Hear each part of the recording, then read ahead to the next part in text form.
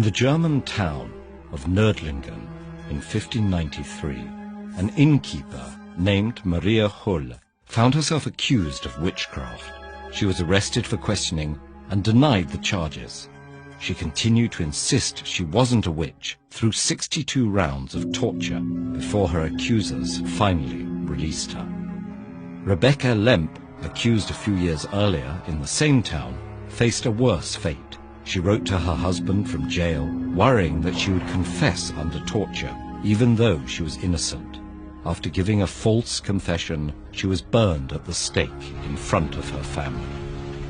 Hull and Lemp were both victims of the witch hunts that occurred in Europe and the American colonies from the late 15th century until the early 18th century.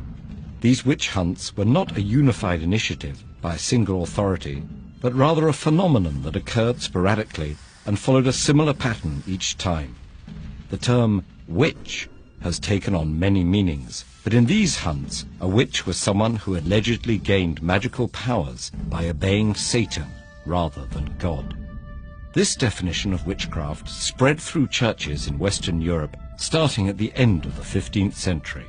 It really gained traction after the Pope gave a friar and professor of theology named Heinrich Kremer permission to conduct inquisitions in search of witches in 1485. His first, in the town of Innsbruck, didn't gain much traction with the local authorities, who disapproved of his harsh questioning of respectable citizens and shut down his trials.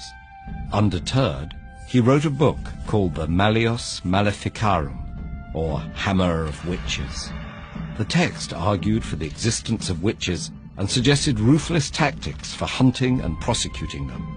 He singled out women as easier targets for the devil's influence, though men could also be witches. Kramer's book spurred others to write their own books and give sermons on the dangers of witchcraft.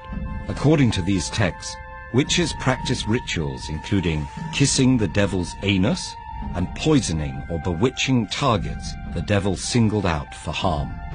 Though there was no evidence to support any of these claims, belief in witches became widespread. A witch hunt often began with a misfortune, a failed harvest, a sick cow, or a stillborn child. Community members blamed witchcraft and accused each other of being witches. Many of the accused were people on the fringes of society, the elderly, the poor, or social outcasts.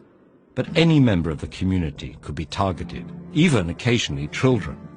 While religious authorities encouraged witch hunts, local secular governments usually carried out the detainment and punishment of accused witches.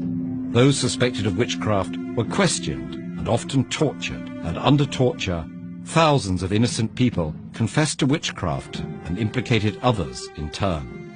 Because these witch hunts occurred sporadically over centuries and continents, the specifics varied considerably. Punishments for convicted witches ranged from small fines to burning at the stake.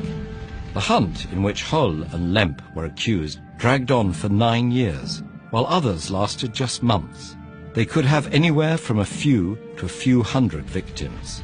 The motivations of the witch hunters probably varied as well, but it seems likely that many weren't consciously looking for scapegoats. Instead, they sincerely believed in witchcraft and thought they were doing good by rooting it out in their communities. Institutions of power enabled real harm to be done on the basis of these beliefs. But there were dissenters all along.